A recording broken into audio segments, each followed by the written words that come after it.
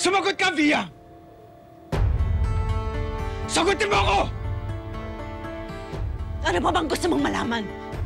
Ha? Ginagawa ko ng lahat ng to para sa pamilya natin! Pero hindi mo dapat ginagamit si Belle! At bakit hindi?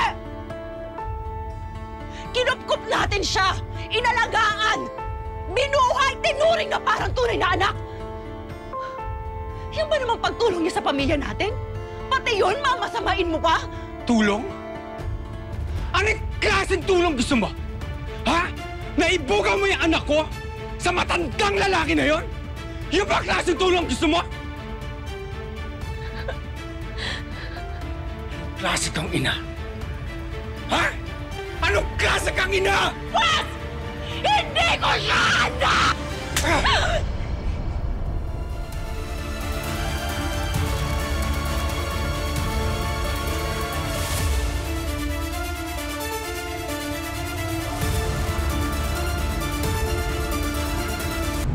Dare you nasaktan ako!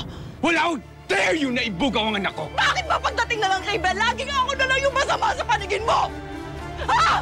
Bakit? Dahil mali! Mali! Pati si Belle nadadamay! Wala akong ibang iniisip kundi ang kapakanan ng pamilyang to! Gumagawa lang naman ako ng paraan para maisalba yung negosyo natin, ha? Wala akong pakialam kung masira ang negosyo natin. Via, hindi sa ganitong paraan pati anak ko nadadamay! Bakit ba pinapalabas mo na napakasama akong magulang? Kinabukasan din naman ni Belle yung nakasalalay dito, ah! At lahat tayo masisira kapag tuluyang bumagsak yung negosyo natin! Kaya dapat lang talaga na may magsakripisyo! Talaga? At si Belle na pili mo? Wala akong pakialam kung masira buhay natin! Pero hindi pwede masira ang buhay ni Belle! At sino magsasakripisyo, ha? Ako na naman! Ako na lang palagi!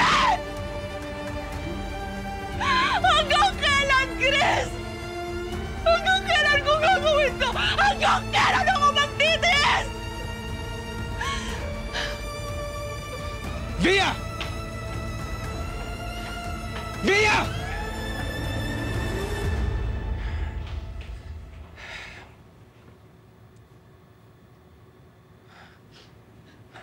Belle.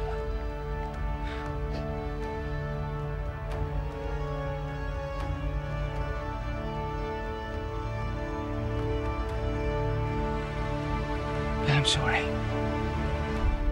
Sorry, nasaktan ko mami mo. I'm sorry. Sorry at nangyari to sa'yo. Sorry. Sorry, Belle. Sorry, ha?